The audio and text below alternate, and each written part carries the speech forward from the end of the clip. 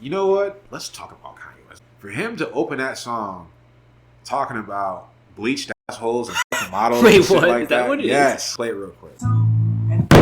I see what you mean. I rage quit so hard I didn't listen to the rest. What a way to disrespect everybody's time. No, deadass. Like, you disrespected Metro Boomin. You disrespected that church. You disrespected Christianity. I'm not even particularly religious, but gee. Now, if I fuck this model and she just bleached her asshole and I get bleach on my t-shirt, I'm gonna feel like an asshole. It's disrespectful. Now, back to the show. On Nick.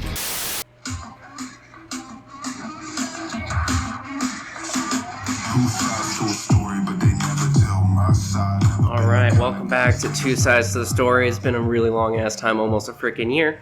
Originally I planned on doing the show with my brother and our schedules couldn't work out, so I kind of gave up on it. Didn't think much of it, but then I met this gentleman. Random black guy. Sure, random black guy. I was gonna go there, but hey man, none of it gotta be about race. You black people really need to get that through your head. Not ever be like us white people who never make anything about race. Oh, here you go.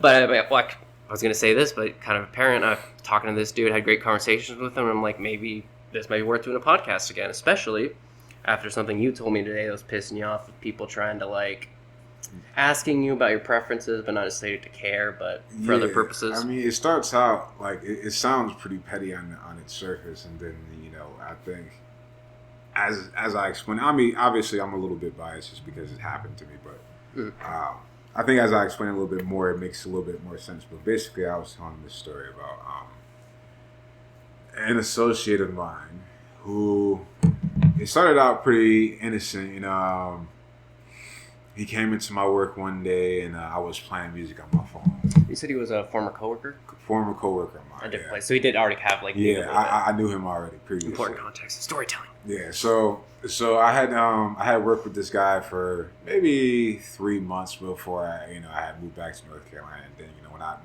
came back to Washington, and he came into my work one day, and I was just like, hey, man, it's, it's been a while since I seen you last. How you been? And he had complimented me on my music taste and everything like that, and told me that, because I'm really big into fragrance, right? Oh, important context. Yeah. We both work graveyard at a mini mart that has a speaker, so no one else is around. We just play our own music, no. Yeah, so I'm usually playing my music around that time. And, people usually compliment me, so I thought this was just one of many compliments. That's normally flattering. Yeah, I'm like, appreciate it, man. Thank you.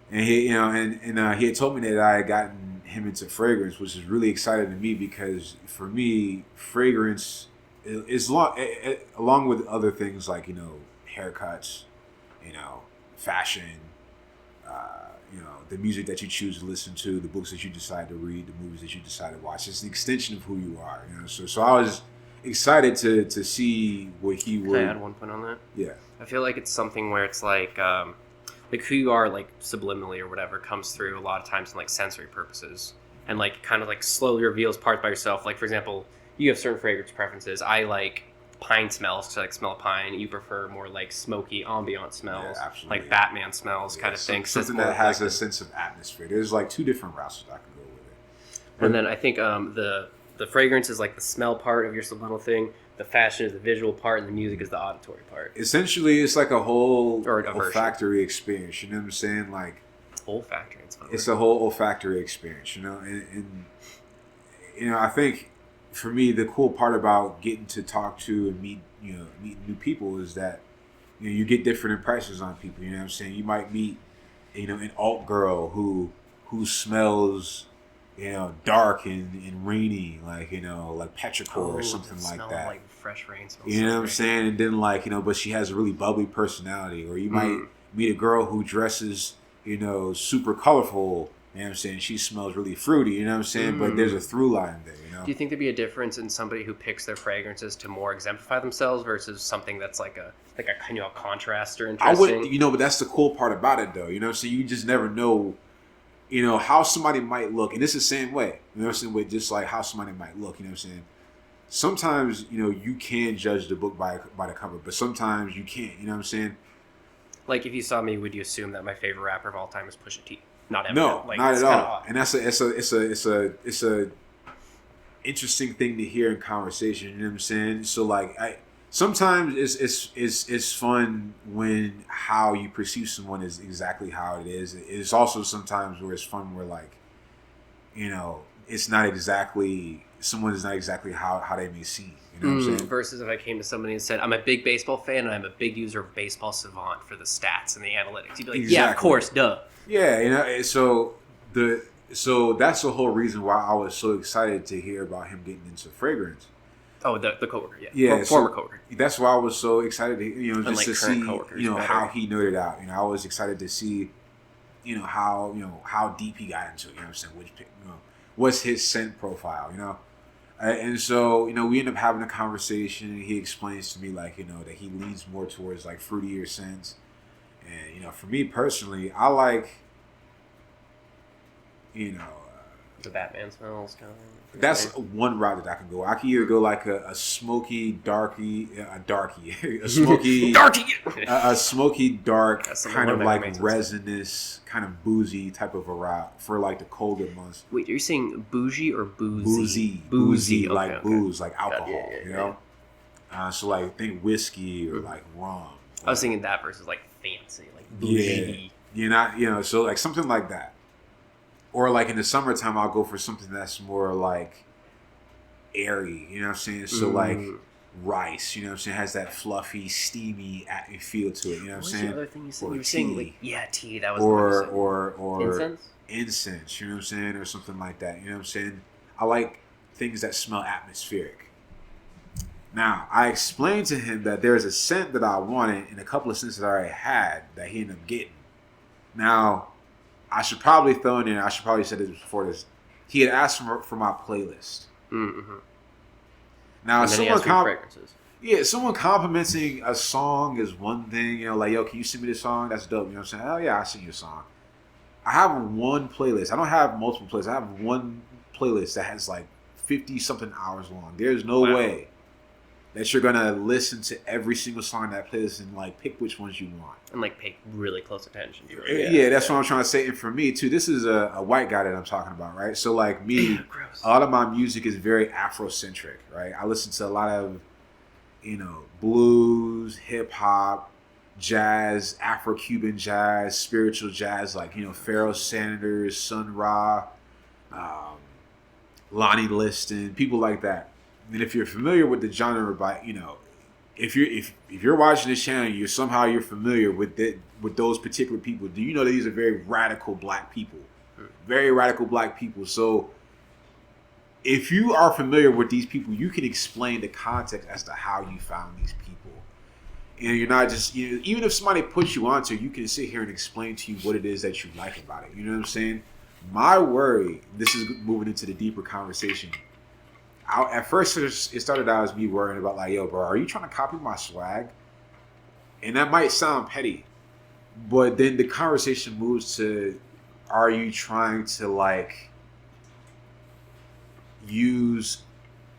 Because on our way here we were talking about how, or at least I mentioned how I feel like sometimes I think that people can benefit in some way socially, like there's some form of social capital. In an aspect of like coolness, when it comes to being like having a black friend as a white person. Oh, I see what you mean. You know so what like, I'm saying? yeah. So like my worry, give yourself some street cred. Giving yourself some street. So like the one black friend that he listens to all this really cool music. You know what I'm saying? And like he gets everybody that talks about him.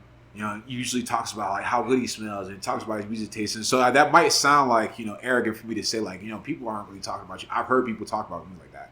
So my worry is that like he's trying to just talk about you or just say talk about me like, oh, like this is like as I'm entering the room, like, oh, Rasan, because I smell different every day. It's like, oh, like, he always smells different every day. He smells so good. I've heard people say that as I'm entering the room. You know what I'm saying? So I don't know if he's ears right. So I don't know if he's heard that same thing. From those co-workers, because all of our co-workers we're all friends. Mm-hmm.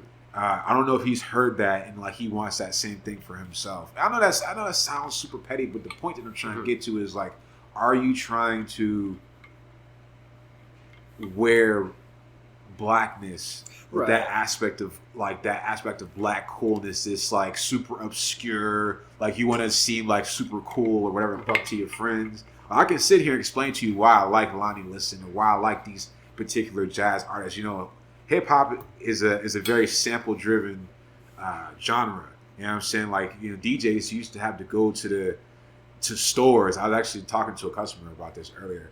DJs used to actually have to go to the stores and pick like which songs they wanted to sample. They had to listen to the whole album. Oh yeah, front to back. You know what the I'm actual saying? records. Actually, like, so what music that they sampled was based on like what money they had to spend at the time, and then what was like accessible to them in their area, right? Oh, so like when you couldn't just download a song. You can't just download, you know what I'm saying? Yeah, so this is back when hip hop was in its early origins, you know what I'm saying? So like when I'm listening to, you know, early 90s, you know, Nas and shit like that, I'm hearing saxophones, or I'm listening to Big L or Mobb Deep in the background. And I'm hearing these beats. I don't know I'm one like, of those artists. That's crazy. and I'm just like, I'm listening. I'm like, damn, like, what the fuck is this sample? And I go look, what's the sample? What's the sample by that song on Mobb Deep? You know what I'm saying? That's what took me back. You know what I'm saying? Because I have those early hip hop roots. You know what I'm saying? I grew up listening to that shit. You know what I'm saying? I can tell you how I got to listen to jazz. You know what I'm saying? Because a lot of early hip hop samples jazz and funk and blues and soul and stuff like that. And so anyway, dude, my favorite. Can I 1 second? Yeah. My favorite sample I've ever heard, just because it's funny, is the Kanye sample that's like, and I wonder. Yeah. Because when you look it up, it's literally called "This Is My Song" and no one can take it from me. But if you Google those lyrics, the first thing that pops up is Kanye West. Yeah. You know what? Let's talk about Kanye West. Let's, let's. Okay. Let me write down the pin in co-worker trying to wear blackness as a coolness skin. We'll come back to that. That's why I started doing this, where like if I have a thought, like because I'm like I want to say this right now, but I don't want to interrupt, so I write it down, or like if we come back, this is very useful. But yeah, so Kanye West. So Kanye West, man, listen, I will never. He did this twice, right? So, what's this? With that song by I forget the artist's name, but I actually have a couple of songs by him, and there was another song called "Father Stretch My Hands." Oh yeah, like yeah. Father Stretch My Hands. Now, yes, Labi Siffer. I can't pronounce it. Right. But I have a couple of songs by him, right? So there's another song that Kanye sampled called "Father Stretch My Hands," right? And he actually named the song "Father Stretch My Hands." And so it opened. Is that from the Life of Pablo album, or is that from the Jesus album? Okay. Yeah, I think is it from Life of Pablo? I think it's from. I want to say whatever Pablo the orange right. one is. Pablo. Yeah. So listen, that song, that track is so hard. And it's not because, this is a hot take, it's not because of Kanye's production. It's because of the song that he picked. Because if you go listen to the original song, it is so soulful. It is so, like, you can hear the Southern black, like, roots. You can hear the struggle and the pain and the faith in that song. You know what I'm saying? If you just listen to it straight up, I remember I was listening to that shit earlier. I got chills, bro. Like, you can hear the soul in that song. That song by itself is a fire song. And so the reason why I can never, I'm being kind of like facetious about it, but TL? Is that who? Yes, Pastor TL. Yeah, I'm being a little bit facetious about, you know, not being able to forgive Kanye. But if you go listen to that song, bro, especially like the original or Kanye's? The original. Okay. The original song, bro, like it really is like rooted in an aspect of like faith and pain and like just like an aspect of real black struggle. And so for you to twist people's faith and pain and struggle and talk about bleached assholes. Wait, so that's like a black man using faith as a skin instead of like a white person trying to use blackness as a skin to like get credit with different groups. And then you sampling these super soulful songs. I mean that song like is like I ain't gonna say he's done irreversible damage to that song.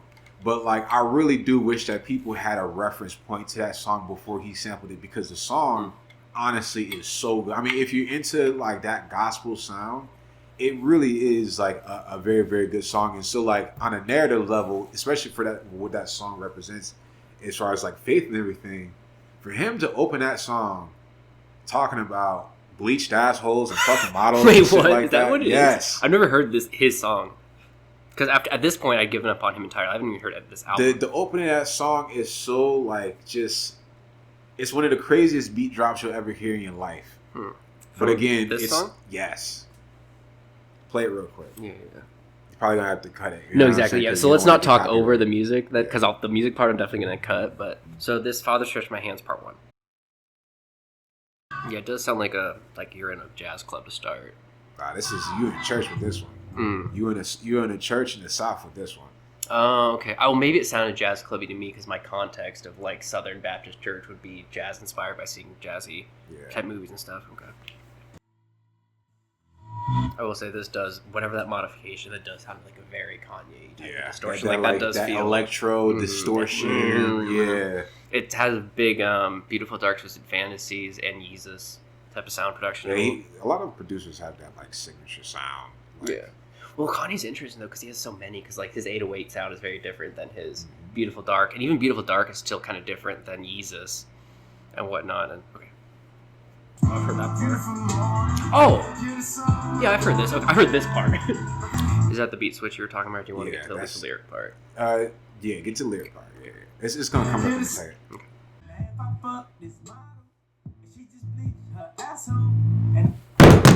I see what you mean. That's fucking And I just bleached my t-shirt. Oh, sorry. Yeah. Like an asshole. I rage quit so hard I didn't listen to the rest. Asshole. Okay, that's terrible, but that is that slight like so bad it's good Kanye where he said that one I couldn't get my shit in any way. It's like diarrhea or something like that. It's just like what a way to disrespect everybody's time. Yeah, and to say it that goofily too, like please my asshole. No, deadass. Like you disrespected Metro Boomin, you disrespected that church, you disrespected Christianity. I'm not even particularly religious, but geez, man. Yeah. Where was it? Okay. Now, if I fuck this model and she just bleached her asshole and I get bleach on my t-shirt, I'ma feel like an asshole. I was high when I met her, so he's also on drugs. We was down in Tribeca. She'll get under your skin if you let her. She'll get under your skin if you let her. Okay. And I think that's what people are talking about. Like, when people get on old heads about being super, like, gung-ho about, like, classic hip-hop, but this is what people are talking about. Like, you can have a godly beat like that, and you can just get on there and bullshit on the beat. You can just get in the booth and straight waste everybody's time and talk about bleached assholes and, like, why waste the beat? Back in the day... Damn, dude, your voice carries so well. It's hitting the ideal spot, even though you're that far away from the mic, and I'm here, and I'm not... Now I just hit it. I'm this close to it. I think it's just the depth, of my voice. Well, I'm almost a very small person. Take a small breath. You know how, like, the speakers of this versus a subwoofer? Sure, yeah. It's just physics. Like, okay, I shouldn't actually lean back. Yeah, man, like, it's just, like... Okay, what was I saying? Disrespecting the church, disrespecting religion... not even all about that, but like it's just like why or something like that. And I'm being like joking, you know what I'm saying? But it's just like, going back to what I was saying, these old heads be super gung ho about like classic hip hop and stuff like that. But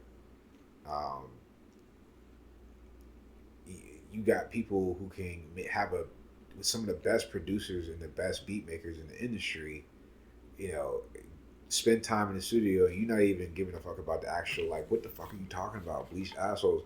Yeah. Nas rapped from the perspective of a fucking gun. Really? What song? He personified a gun. What's the song? It's called I Gave You Power. I can sit here and explain to you the plot of a story, of this song like it's a story.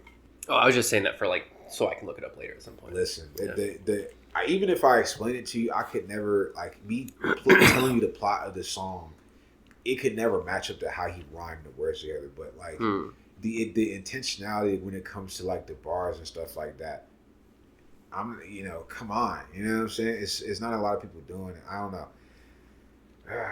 Yes, Kanye really, and on a political tip, man. I definitely gave up on Kanye a long time ago too. Yeah. You know what I'm saying? Like, especially only because I gave up after Bound 2 myself, which for some reason people like that song. I don't get it.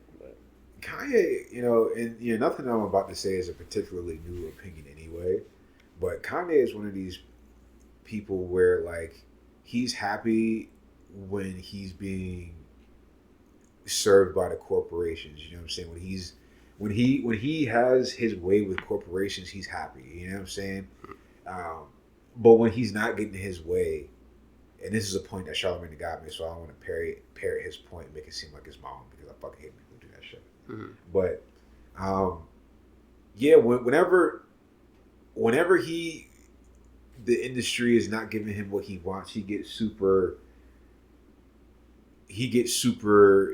all social and starts talking about problems and what goes on in the industry and talk about how people are controlled and all this other shit like that. And while there probably is an aspect of truth to what he's talking about, he wants to participate in that. He wants to participate in that, and the only reason why he's calling it out is to ruffle feathers, you know what I'm saying?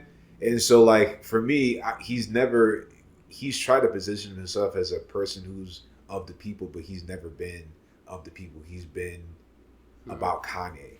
Okay, and so I think chameleon's a lot, kind of like when he's getting his love for the corporations, great. But the second they just aren't treating him well, it's like, oh, fuck these corporations. Yeah, you know what I'm saying? Like, but when it serves him, he doesn't give a fuck. Yeah, and I don't know too. Like, and he ended up, I don't know, like and even on a political tip, bro, like he just can't be trusted as far as like his words. I think when people fell in love with Kanye when he would say very blunt things, very shocking things. I think there was a period of time when people fell in love with people saying very shocking things. You know what I'm saying? And people would. He also used to have really good messages, like All Falls Down. Mm-hmm. Like it's such a great like song about like, hey, we've been taught all this materialism is like. Of course, he's the one who says, hey, you guys are getting too blind to my materialism and blah blah blah. And then he sells $100 like plain white T-shirt. And that's the flip. You know what I'm saying? Like, where did that shift happen? Like he became a very like. The majors that you major in don't make no money, but yeah, you can't drop out. I don't know, and man. if Like, look at her funny. It's kind of like a fear of mine. Like, you know, if I ever, not to say that I would ever get to that point, but if I ever got to be famous, bro, I would be afraid of like, and I've been thinking about this as well, but like that particular point where you start to detach from reality. Yeah. Like you start to detach from like what people care about on the ground level. Oh, like the comedian who came in like on a salt the earth type of thing, but eventually they get to the point where the only jokes they have to make is about flying in airplanes and staying in hotels. Yeah, like how do you get to go from a point where like you wondering when you're gonna get your next meal to you're screaming at somebody because your coffee isn't hot enough? Yeah. You know what I'm saying? Like, here's my theory. This is my theory. Hot take. My theory is like the beginnings of like people detaching from reality, like, you know, celebrities and super rich people detaching from reality. I think the beginnings of that is when you start delegating daily responsibilities that you are supposed to take care of yourself. Mm. Now, what do I mean by that? Say, for example, you hit the lotto, right? Mm-hmm. And you buy a big fat ass house, but now you got to hire people to clean this house and to mow your lawn because one person cannot clean this big ass house. Why did you buy a house that was so big that you can't clean yourself? Yeah. You know what I'm saying? Now you gonna be screaming at them because your toilet is not clean or whatever the fuck. Why the fuck did you buy a house that you cannot keep clean yourself? I think, okay, I have a slight, not counter, like I agree with you, but push back. Well, actually, here's the two sides to the story, guys. It's the same of the fucking thing. I agree with you what you're saying on the baseline level. My only thing is the difference of like somebody who does make it big and does hire people to do other stuff because it's something that they really actually were always like. For example, when you said to somebody to clean your house, if I got rich, the two things I would hire first, well, three things, would be someone to clean, someone to drive me around, and someone to cook. Because those are all three things I don't like having to take time on my day to do, and I'd rather do other stuff with it. However, I would never hire somebody to like build my sound system for me, like set up my speakers. No, I need to do that because that needs to be exactly particular. Or like, I can't think of another like daily maintenance thing that I really want to do. Like somebody to like pick my clothes out or like dress something or whatever. Like there's certain things I'm like, no, I want to do that. But like, especially cleaning, cooking slightly less. Just I do like doing that one. Of these three, cooking is the one that I kind of like to do myself. Yeah. I hate driving. Yeah. I always tell people if I made money, the first thing I would do is hire a driver to make sure I never have to drive a car again for the rest of my life. And cleaning, if you saw my room, like fuck it, and not that I hate it, and not that I can't do it. It's just like that's like my lowest priority at all times, kind of thing. Versus somebody who's like, I'm gonna buy this thing way bigger than I ever need and have rooms I'm never gonna fucking use, but now I have to hire somebody to clean it for me because it's too much shit. Versus like, hey, I'm gonna get this house and whatever, and yeah, I'll take care of whatever, but I do want somebody to come by my place like once a week just to like deep clean it. There's reason in that, and that's fine.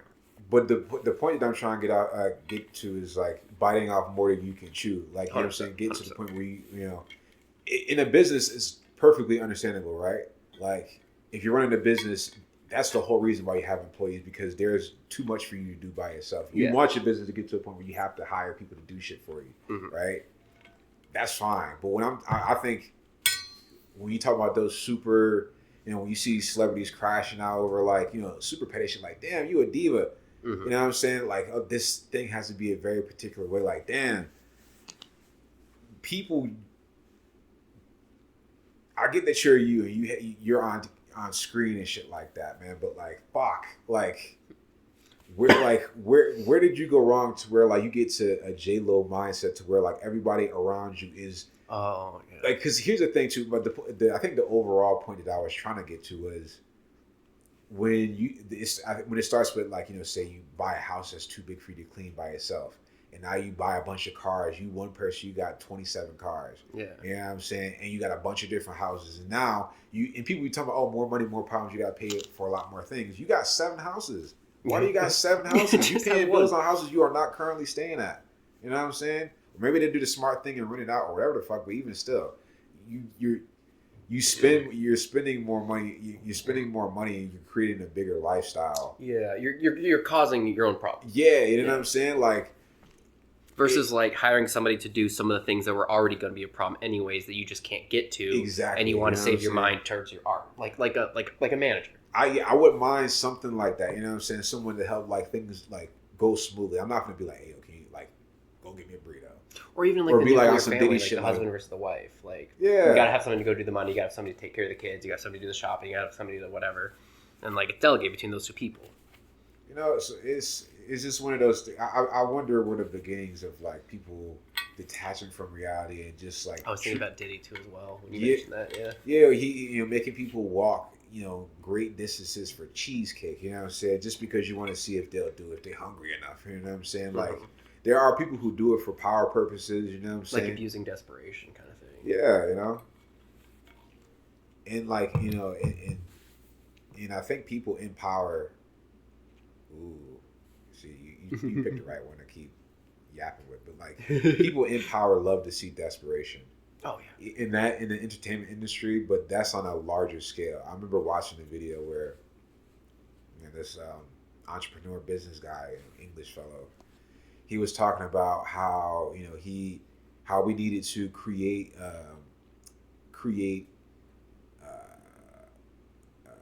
what do you call fuck, I can't believe my brain is blinking right now. Create a recession to get people grateful to be working jobs again, because he says that, you know, working class people have this mindset that, you know, managers should be lucky to have them, not the other way around. You know what I'm saying? So like he was like, so we need to create a recession, you know, to get people. And so the point that I'm trying to get to is that, like, actually, hold on that. Like for example, I just got hired at Happy's, and I'm super grateful for that job.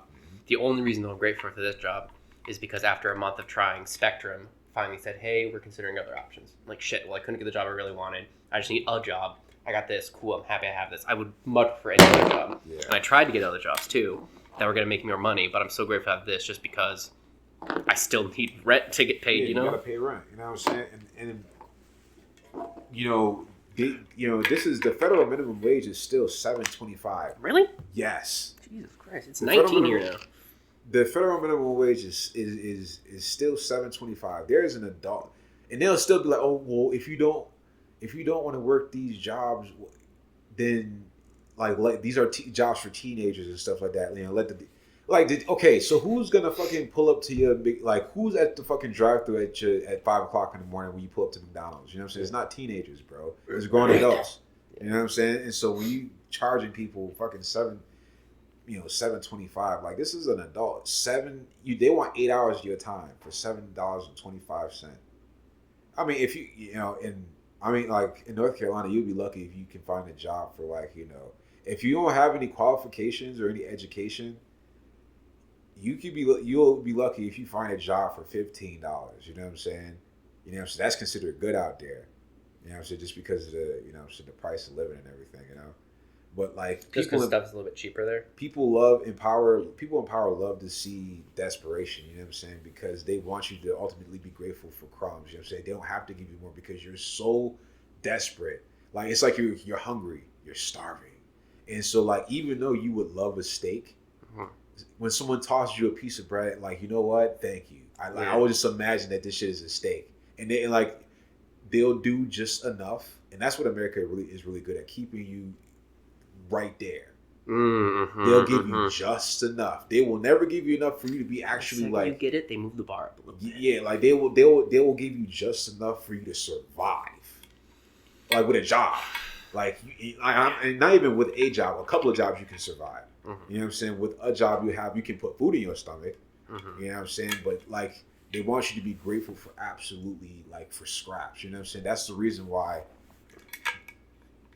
they can still, you know, have these low ass wages, but it still give you the most responsibilities. They'll have you running around the store, have you doing this and that, but they paying you fucking $10 an hour. Don't be a good worker. You're gonna get more responsibility you took the words for no right money. You took the words right out my mouth, and God forbid you are. Of course, they're not going to give you a raise. They are not going to give you a good raise. They ain't going to be raised. Man, if you get out the gate, they going to be like finding shit to like, man, I remember I was working at, here's two of the worst places I've ever worked at. And I look forward to doing this more so I can be better on them. Like, I do not want to hear this back. Oh, yeah, no. I don't even watch my own stuff. Like, I the reason for the first time I did this, I was like, all right, I'm going to edit this to make it really nice. And then afterwards, I was like, no, I'm just going to put up rocks. I don't want to listen to my voice. Like, because then I'm not going to upload it. But, like, because right now I'm just kind of, like, spitballing, like, whatever is coming to my brain. Well, I will say that you're probably seeing that inside your own head. From my perspective, I hadn't picked up on that at all. So, from an outside looking in perspective, whatever the things that you were thinking were like, oh, this is kind of weird, it wasn't something that I was noticing. So you're good from an outside looking in perspective. Yeah, man, people in power love the sight of desperation, you know what I'm saying? That's where they feel like they can take advantage of you the most, you know what I'm saying? Even like when it comes to, you know, job interviews, you know what I'm saying? It's good to actually not seem too desperate. I remember I went to a job interview one time. I already had a job and I was just looking for another one, and no worries. Like I wasn't anxious at all, not even a little bit. Like, because in my mind I'm like, I got a whole other job, so my life isn't dependent on landing this. And you know what I'm saying? Like when people can smell desperation on you, people who are manipulative and that's one of the fragrances they sell in that one thing. Desperation. When people can smell desperation on you, bro, people like will want to like take people who are manipulative. That's the fragrance you wear to your job interview. What? Desperation. They smell the desperation. Like, well, why are you now? Right. Yeah. Yep. You know what? But that won't be a good job. You know, so they gonna run you through the course, bro. But the two worst jobs I ever had, bro. Wait, what did you say? Run you through the chorus? They gonna run you through the course. They gonna. Oh, the course. Yeah, they gonna run you through the course. The two worst jobs I ever had though was fucking UPS and Papa John's. Papa John's actually, that kind of makes sense because the guy who owns Papa John's sounds like a shithead. Yeah, man. Yeah, you know. But with UPS, man, UPS is, you know, Tyler the Creator talked about this on an interview, but UPS as well. Yeah, it's not like before he made it bigger. Yeah, they're like the warehouse.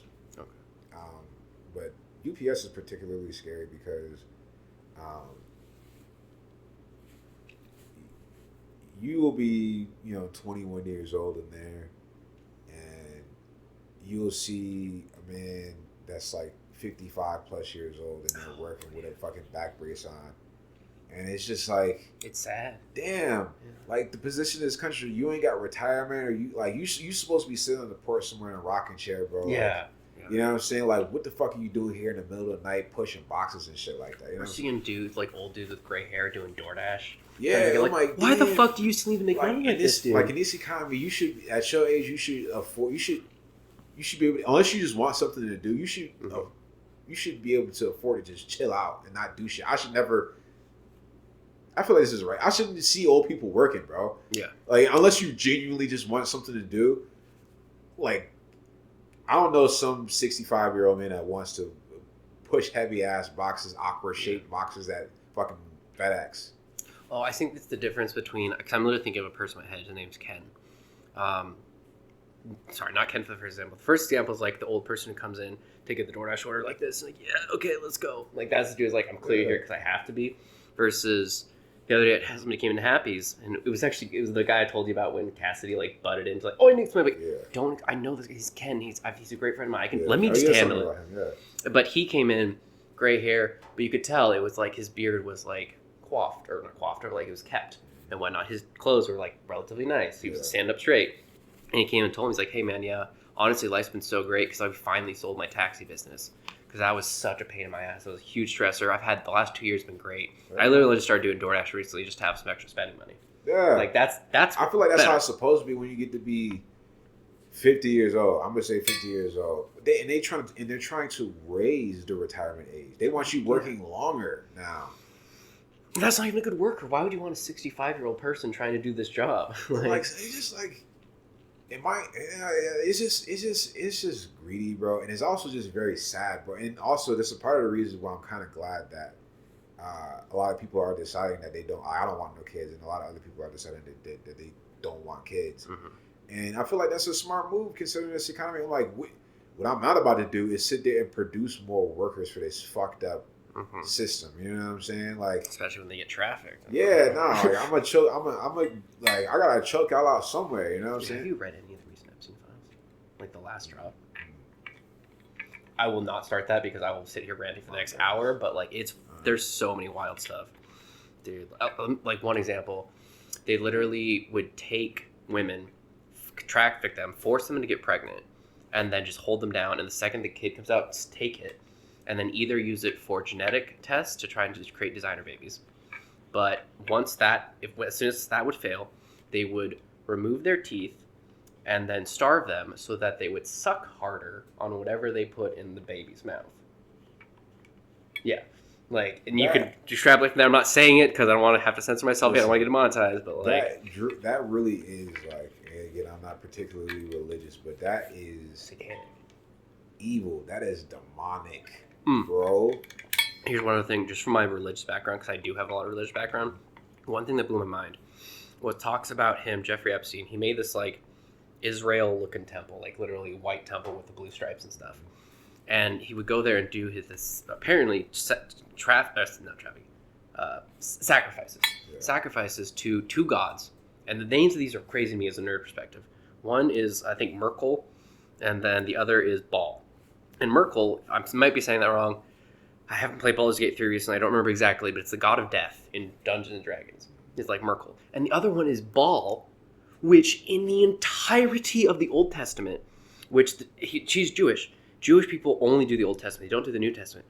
But the entirety of the Old Testament, the nation that they're constantly at war with, the nation that constantly takes them over and replaces their god with their god, is Baal. Baal is literally the main god of the main antagonist of the Jews throughout the entirety of the Old Testament. So why is this Jewish supremacist guy who felt like people who aren't Jews are less doing sacrifices to the opposite of the Jewish god and the god that like was oppressing or supposedly oppressing the Jews the whole time? So that confuses me. On top of the other one being a god that's literally from Dungeons and Dragons.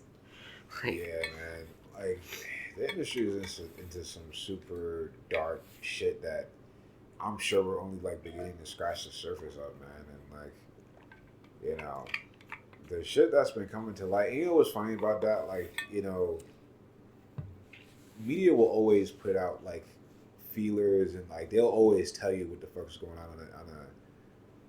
a plot level. Like, say for example, like what you just explained, or something that we were just kind of talking about like a little while ago, was so I watched this anime called Speed Grapher. It's this ex-war photographer turned crime scene photographer, and he's doing an investigation on this underground ring of elites and rich celebrities and stuff like that who are trafficking children. This is a worthwhile one to watch. I don't like animes in general. My wife loves them. I've been trying to find ones that I would like. Is this one that, as a non-anime fan, I might actually kind of enjoy? Because basically my wife loves them so much, even trying to get into them, I can never get into any of them. There's one that I enjoyed that we watched called Attack on Titan, That was phenomenal. It's one of my favorite shows of So all it's time. not like if you into like super action packed stuff like Attack on Titan, then Oh, I'm not. The interesting thing about Attack on Titan is the story behind it. yeah. But then you get the action too as The, well. the story of that movie, I do think you'll like the plot. It's very like the themes of the movie are very mature. Gains the power to make people explode with his camera. Yeah, I was gonna mention that part. Okay, yeah, sorry. So It sounds cool. in his pursuit, like so he infiltrates this underground ring of elites and stuff like that, and there's a bunch of girls there, but there's this one girl in particular that he ends up saving, and she can bestow powers on you, and she can grant you your heart's deepest desire. And so she gives him these powers via kiss, and also like the main character Saiga is a very grown adult man, and the girl that he's saving is a high school girl.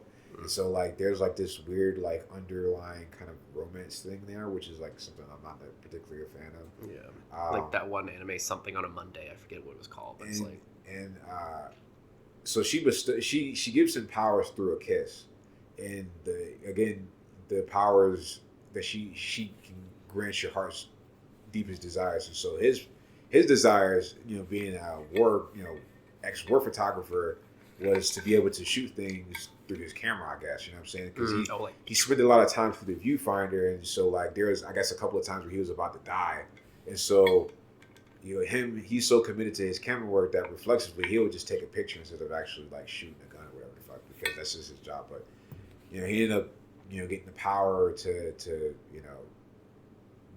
literally blast things with his camera, whatever he takes a picture of. And I think it's but anyway, he's investigating this underground ring of elites who are like trafficking these girls who can, give you powers and shit like that. And he's trying to break this whole thing up, and it's a very good anime. But to me, I mention that because it kind of Epstein. Yeah, it speaks to that same thing. Like media will always kind of like hint to what's actually going on behind the scenes, Or even like when I was saying with the Merkel or whatever, there's a Stephen Colbert like sketch that he did when the conspiracy theory of the elites were sacrificing babies to Ball and Merkel. And I was like, that's so ridiculous. So he made a full sketch of showing him jokingly sacrificing a baby to whatever and made it like a comedy thing. A lot of people are thinking like, not just that Stephen Colbert knew, but that the people above him knew. It's like, we're going to make a joke about this. So people think it's a joke. So no one looks into it and takes it seriously. Yeah. I also think that's like a temp check thing as well. Temp check. Oh, like getting a gauge. Checking the temperature. You're trying to just like gauge the reaction. Or the feelers, you were saying. Yeah, just trying to like see how people react to that. Like, and I think their logic is like, okay, if people laugh at it, then maybe it's okay on some level. Like it's like a level of like affirmation for them. You know what I'm saying? Or kind of like, we know we can get away with this kind of thing. Yeah, so I think you gotta be like careful like what you laugh at. I'm kind of woo woo. I'm a little bit mystical, so to speak, and so like, you don't want to be energetically like agreeing with something. You know what I'm saying? I think laughing. I think that's why comedy hits so hard. You know what I'm saying? Like the best jokes have a little bit of truth wrapped up in it. Oh, you know what I'm saying? This is why I don't let people. Meaningful ones, yeah. That's why I don't let people play in my face when people would be like, "Oh, that's just a joke." The best jokes always got a little bit of truth wrapped up in it. That's why I always punch hard. You know what I'm saying? But if it's pure fluff, it don't really land the same. Every good joke has nuggets of truth in there. That's actually really interesting because I do want to say something on this. On February 1st, I finally actually did stand up on stage. Yeah. And it was just because I had this banger Trump joke ready to go. And like it killed at the end, but it was based in truth, where it was the concept of if you want to have any sort of rights in America, you have to suck Trump's dick, essentially. And that became a dick joke eventually. And like immaturity, but the basis of it was still the whole very, very obvious. We're like, hey, why are we saying this guy deserved to be killed by ICE because he had a gun in a protest?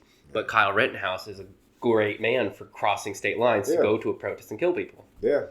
Why? Because he agrees with Trump. Yep. And that's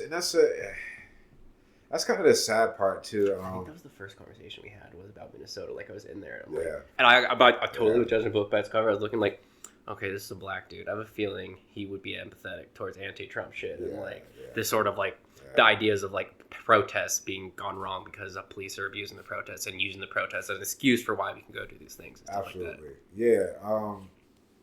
And that's supposed to be a First Amendment right, but whatever. Man, the thing with Trump too is, there's been conversations recently online about like what it's like to be poor in a city versus being poor in a very rural area. Say, for example, like the rural South. If you're poor in a city like, Chicago or New York or Atlanta or Los Angeles or something like that, you got hope because it's right there. You know what I'm saying? Like everything is right there. You know what I'm saying? But if you're in the rural South, there is no fucking hope. There's no reasons. I'm talking about like country shit. Like, you know what I'm saying? Like, no Walmart type shit. And like these people feel represented by Trump. You know what I'm saying? These are the people who are like, you know what I'm saying? Because they don't have a voice. And they're not educated. They're not, We're being real. We're being real. So they're also too, you got to think about it. They're also, these people are in a vacuum. You know what I'm saying? Like where they are so like isolated in their communities, they're so similar in their communities and in their community. I ain't gonna say they're isolated, but because it's so rural, it has an isolated feel to it. You know what I'm saying? There's it's not much outside influence. You know what I'm saying? They're not influenced by like a major city when we're talking about like a rural area. You know what I'm saying? Some country bumpkin shit. And like in there, you'd be seen as proud because you can wrangle a cow or something like that. Yeah, you know what I'm saying? Like, or something. That's a bad example. Those spaces operate in such a vacuum to where, like, if you were someone coming in from with an outside perspective, like you would definitely get like weird looks. You would get treated different on a social level. You know what I'm saying? Like those places operate in a vacuum just because they don't have like there's nothing around. You know what I'm saying? Like poverty is so like. They have no hope out there. You know what I'm saying? I do have a side story about this real fast. Yeah. I was working at the Clayle McDonald's, and there's a regular customer who came in, like very old looking lady, like very much looks like she. I think she said she was 45. She looks 55. Like very much like I've been in this town forever, and I dabble in some meth from time to time. Yeah. And she was mentioning about how she was super proud to finally, when she passes, to be buried at her family, like not funeral, cemetery, where like her grandpa was buried or whatever. Her blah blah blah. I'm like. Wait, why are you proud of like the fact that all of your generation never left this 2,000 population town? Yeah. Like if I was saying that, like, and I said that out loud, I'd be like, wait, what the fuck? Why would I be proud of that? This is crazy. Let me at least get to Ellensburg. Yeah. And then from there, let's go to someplace slightly bigger. And then eventually we can get to Seattle or something like that. But that speaks to that mindset to where like some people, they don't see anything outside of where they are. You know what I'm saying? And like one thing that I was saying to a friend of mine was that real acceptance is accepting that other people are not going to be accepting. You follow? Like being like true acceptance is understanding that other people are not going to be. I can think of that based on my opinion of that roommate. Like, I'm not out here. Like, if you're a malleable person and your mind can be changed, and you can be influenced. If I can present some knowledge to you and your mind can be changed because of that knowledge and you're malleable in that way, then that's just the kind of person you are. But there are some people who cannot be bent. They have values that cannot be shaken. Mm-hmm. They have things that they just, principles or the ways that they think or ways that they operate that they just will not remove themselves from. And so, like, I think some people who are so gung-ho about change and stuff like that, you're trying to project what you want onto people who you're not much different than them. You're being rigid about trying to force change on them. You know what I'm saying? Like even though your change is correct. So like, you know what I'm saying? So like, you got to just let people be. Going back to like, that's the beauty of like people and individuality is that like when you're trying to quote unquote inspire change, you can't inspire change. You can have a vision for, like, generally speaking, what you want the future to look like, but you can't manipulate people. You can't tell people how to be. People are always going to be people. You know what I'm saying? And if they do it just because you force them to, it's not real. It's not real. You know and at that point, the second you're gone, it's going to degrade back to where it was before. Exactly. If not worse, because now they're angry that you forced them to do it. So now they're going to overcorrect even harder and become a neo-Nazi. Like, you can't you can't control people. That's something that for the past few years that I've been reading into is a Stoic philosophy, and I know that there are some people on the internet that's going to look at that and like hear that and roll their eyes and stuff like that. And, because philosophy was my minor at Central, so I'm definitely but Stoic philosophy has a particular rhetoric just because a lot of dudes can be pretty like macho about it and be pretty like they can be pretty like surface level and very shallow about it. But one of the key principles of Stoicism is that you can't control the actions of other people. All you can really control is yourself. Mm-hmm. And that's something that you probably grew up hearing your whole life, you know what I'm saying? But that's true. A lot of people aren't really good at putting that into practice, especially on a consistent level. And on an emotional level, like, you cannot control other people. And I think the beginnings of me really understanding that was like a job that I had where I worked with developmentally disabled adults. And one of the things they teach you is that you cannot take away these people's autonomy. You cannot remove people's autonomy. Was that in town? Yeah, here in town. Was it at KIM? Yeah. That's where I work too. Yeah. Yeah. I did that for a month until I realized that, like, I am not the right person for these people. Yeah. Even though I'm seeing all these other people are just taking this as a job and they're treating them way worse. Yeah. And I'm trying so hard to treat them with respect. But who I am, my brain can't get past the fact of, like, this is never going to work. I can't handle dealing with children. Because I don't have the patience. Yeah. And so with these guys, I'm like, I need to be more patient with you, but I'm so pissed off that I just said the same thing 3 times. Absolutely. But at the same time, I need to accept that. It takes a certain kind of a person to work those type of those jobs. Absolutely. You have to be patient. You have to be very empathetic. You have to have, you know what I'm saying, you got to be able to give a lot of yourself. You know what I'm saying? Emotionally, mentally, just because that job is very emotionally and mentally taxing. You know what I'm saying? Because you're doing it with another person, another soul. Absolutely. Like, you're responsible for that. And on top of that, too, like, again, in the training, one of the things that they teach you is that, like, what you're supposed to be essentially on a metaphorical level is like the angel on this person's shoulder. You're there to suggest the right things for them. You're there to, if they set goals for themselves, you're there to nudge them to, like, hey, you said you wanted to do this today. Would you want to give it a go? You know what I'm saying? If they say no, you can't force them to be like, no, we're going to, you know what I'm saying? Like, and that's the same way. And that's the same way with everybody else. Like, I had one person, obviously I can't say the name, but somebody that my main job was to try and get him to exercise. Yeah. But at the same time, it was like, hey, you'll try. If he does say no, you can't push back on him, but suggest every once in a while, but you can't force him to do anything. I think it's lazy to try to pluck it. You got to change the soil. You got to change the soil. You got to change the atmosphere. You gotta make room for change. You gotta make it to where the atmosphere in the room, like, something has to change. You know what I'm saying? Flip the fucking. You gotta make this room a mess before we gotta clean it up again. Mm-hmm. You know what I'm saying? Oh yeah. I know that too. So it's like that mindset. Like, you gotta create the atmosphere for change. You know what I'm saying? There was no better metaphor for me personally that you could have used by making it a clean your room metaphor. Yeah, that's something I've struggled with my entire fucking life. As much as I'm like, for me, I'm a person who thinks in analogies and metaphors. So that's because that makes sense to other people. Yeah, that's like I mean, that's how I learn. Right. Yeah. Personally, so if you can teach me something through analogies and similes and metaphors, I'm like likely to understand it way faster. And I'm not even a person that you can talk to teach. I'm a kinesthetic learner. If you want to verbally teach me something though, you gotta be able to word it like a metaphor or a simile so I can understand what it looks like in my brain. You know what I'm saying? There's something tangible in front of you. Yeah. Otherwise, I'm just not gonna get it. You know what I'm saying? But yeah. Damn, I wish I was wearing my green shirt because I do actually have my green socks, pants, and case and wallet and everything. I'm just missing the shirt. But yeah, man, you gotta create the atmosphere for change, bro. You gotta like.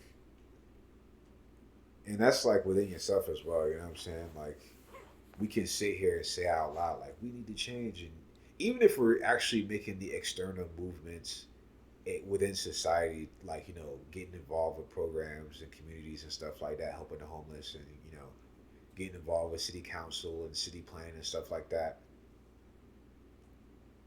That's half the battle. You got, like, where's your moral compass at, though? You know what I'm saying? Like, how do we not revert back to this exploitative capitalist system that we're operating under? You know what I'm saying? Like, you know what I'm saying? And a lot of people, or like when fucking Pam Bondi was getting like whatever, and she's like, but the Dow, why are we looking at Epstein and the Dow and whatnot? And hey, if we go after all these people, the whole system's gonna crumble. Like, yeah, but if this is what the system is, it needs to crumble. And I'm not gonna lie, I was actually thinking about this earlier, but it kind of bugs me whenever I talk to people. I actually was talking to an old roommate of mine, piece of shit.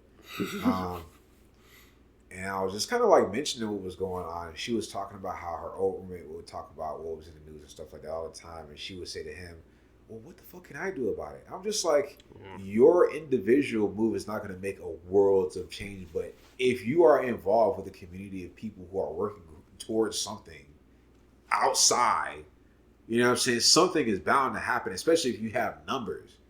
Even a 0.5% improvement is still an improvement. You know what I'm saying? So when you be like, what can I do? That's that same mindset of like, and I was a person who didn't vote for a long time. When people have this mindset of like, my vote doesn't matter. And then they put a 95% nicotine tax on you out of nowhere because you didn't vote in the random midterm of thing. Yeah. And now you mad.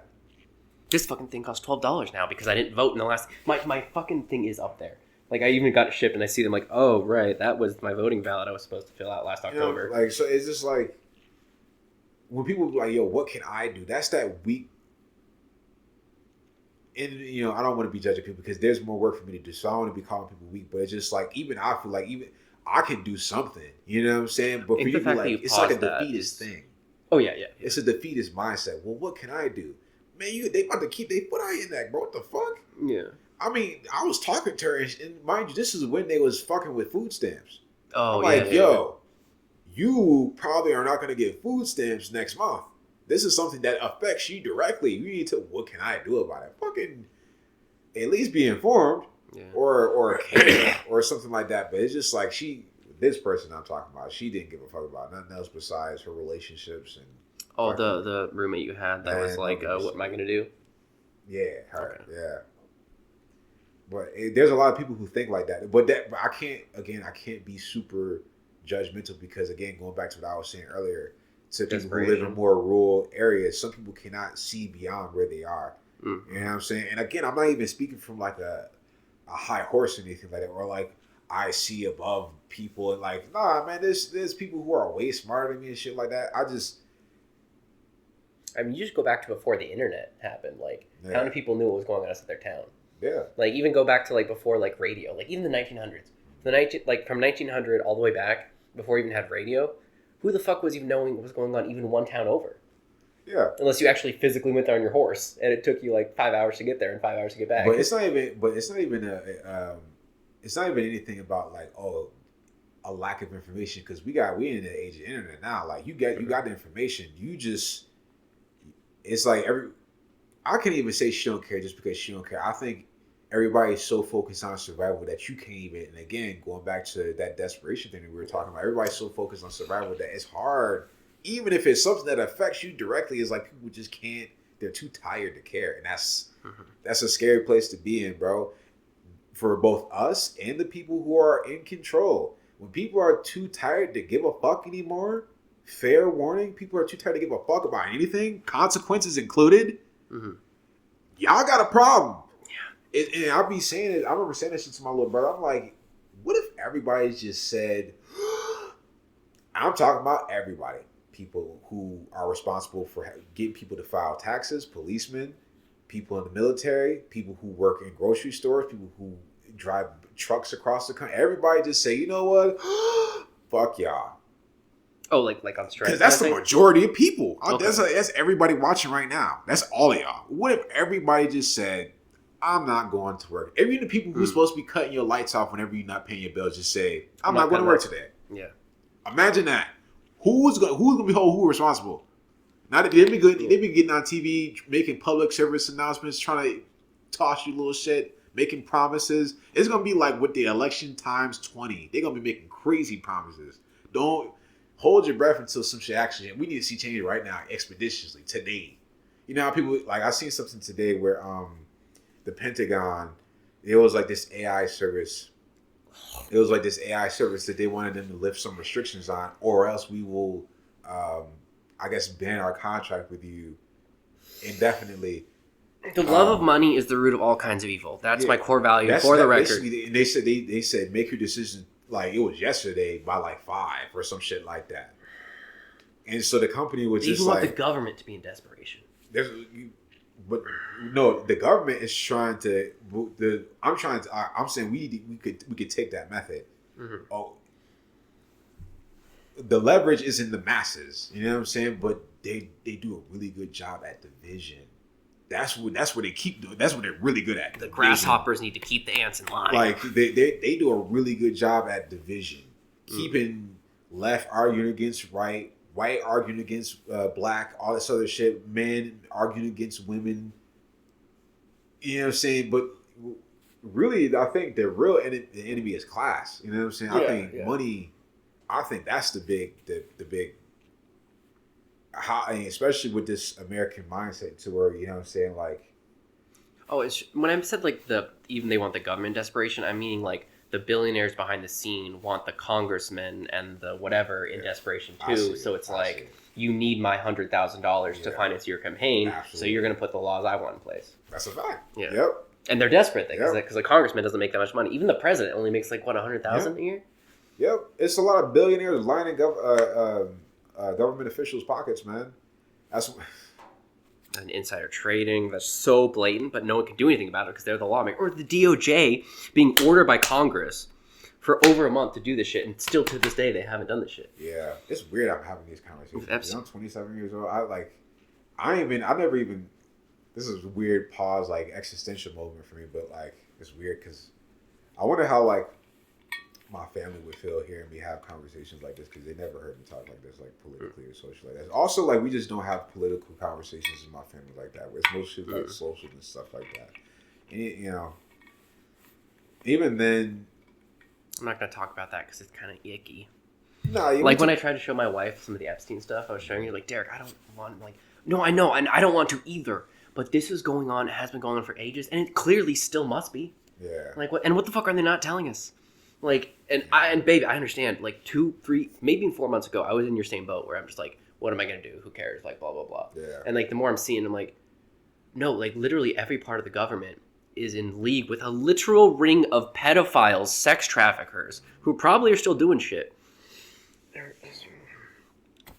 There's one thing from like a girl who gave an official documentation to the FBI talking about how between ages 6, 7, and 8, her father would regularly drug her to take her to the sex trafficking ring parties. And in her disposition to the FBI, official documentation from 2020 that they have for 6 years now, it says, I went to this house at this address, this person was there, and then it lists the thing down, it says, and the title, list of persons who sexually traffic these people. And it said, this person, name, this person, name. And obviously, all the names, all the houses, all the addresses are redacted. And clearly, it can't not be that teenage charger. Yeah. Sorry. It's all good. Let me just make sure I don't accidentally kick my laptop into low power mode.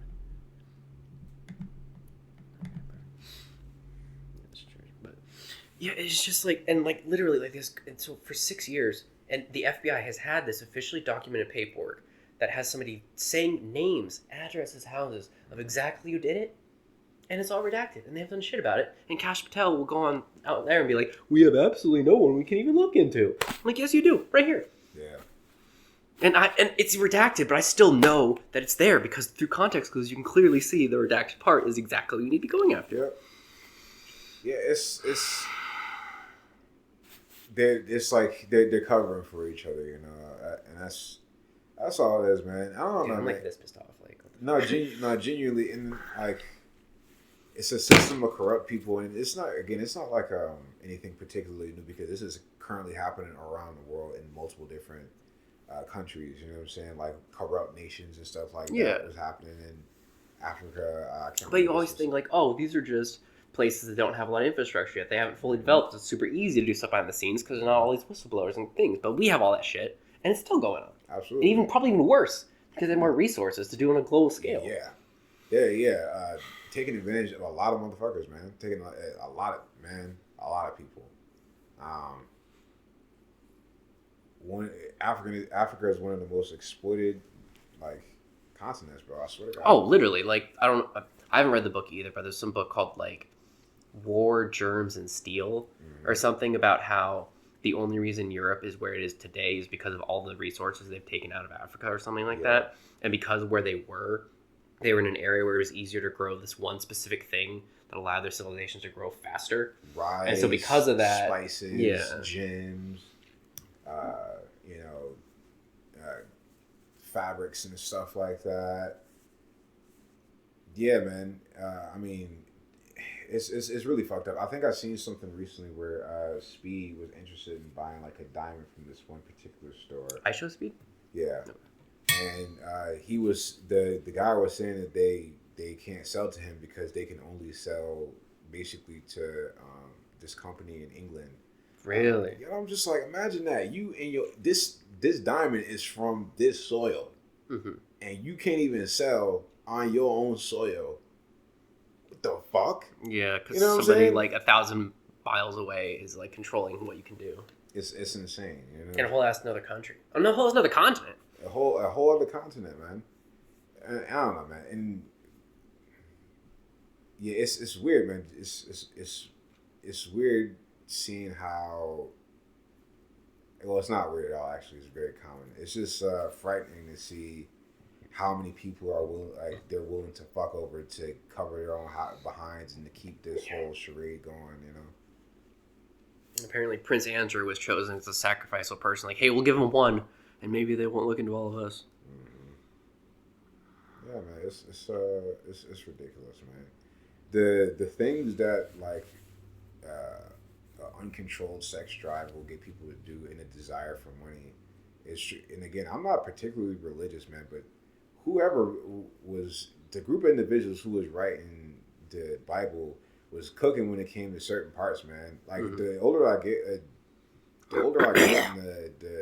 the more I'm seeing how the face behind society's mask and stuff like that. The more I'm realizing, like, oh shit, like there's a lot of things that was kind of true about certain shit. I can go on forever about that shit. So like, you know, obviously, and we'll probably make another episode. Sure, that's for sure. We're already an hour and 7 minutes into this, and there's still so much more we can go over. I know, you know. And like literally, I still have all these. What time is it? These things I've been typing. Oh, it's 6:40. Yeah, I've been writing these stuff down to come back to eventually. Take off here in a bit. Actually, I'm probably gonna do that scooter because I do not feel like using my feet. Yeah. You could just meet me at Happy's and I'll bring it back. You just text me. Sounds good. Just make sure to take it inside and put it in the backpack because like I've had scooters stolen from me before. Gotcha. And the only reason I have this one that's kind of cheap is because I had a good one stolen from me back in October. Right. I had it for 2 years. I had 1,800 miles on it. And it was great. Is that one down there charged up? Yeah, I'm pretty sure I plugged it in when I came back in, and even then. I unplugged it while fully charged to go to my wife's place and back, and on the way back, that's when I stopped by Happy's. Oh, yeah. Dude, that's hilarious. You stood up, and, like, because your knee was right next to the mic when you stood up, the crack of the knee actually peaked the microphone.